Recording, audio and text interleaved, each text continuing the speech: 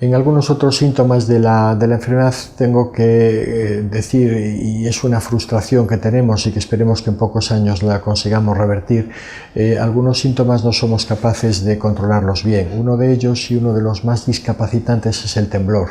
Se pueden siempre intentar fármacos como puede ser la primidona, como puede ser incluso relajantes musculares, como pueden ser benzodiazepinas, pero la verdad es que hay que confesar que para el tratamiento del temblor estamos muy desarmados y básicamente se trata de un tratamiento fisioterápico y de un tratamiento con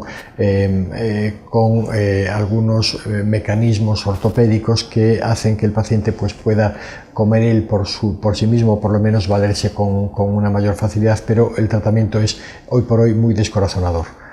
Otro síntoma en el que también estamos bastante desarmados son los trastornos cognitivos. Hay que decir que en la esclerosis múltiple los pacientes tienen mucho miedo, como comenté hace un rato, tienen mucho miedo al deterioro cognitivo, y hay que decir que salvo en los casos de una alta agresividad no hay un deterioro como nosotros conocemos una demencia. Lo que suele ocurrir en la esclerosis múltiple es que hay una disminución en la velocidad de procesamiento de los datos. Si nosotros pensamos en lo que dije antes de uno de los fármacos, que es la fanpridina, que permite que el paciente camine con más rapidez, se ha planteado incluso la posibilidad de utilizar este tipo de fármacos en ese tratamiento. Lo vemos que algunos pacientes pueden mejorar, al menos transitoriamente, pero es un campo todavía por explorar.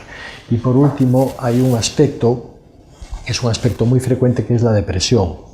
La depresión puede ser una depresión reactiva al diagnóstico o al propio pronóstico que el paciente puede establecer de la enfermedad. Nosotros normalmente no establecemos factores pronósticos, al menos inicialmente, pero el paciente sí que se hace una composición de lo que puede ocurrir y da lugar a depresiones reactivas que se tratan, como cualquier otra depresión reactiva, con fármacos antidepresivos. Habitualmente lo que utilizamos son inhibidores selectivos de la recaptación de serotonina, los ISRS.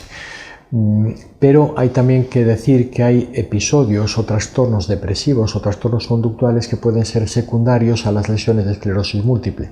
Bien es cierto que son muy poco frecuentes porque son lesiones muy localizadas en la ínsula, en algunas partes del lóbulo temporal, en algunas zonas del lóbulo frontal, pero también hay que considerar que muchas veces en estas circunstancias el tratamiento tiene que ser más el tratamiento de la propia esclerosis múltiple que el tratamiento con fármacos antidepresivos, que no haríamos nada si no conseguimos controlar las lesiones de esta localización.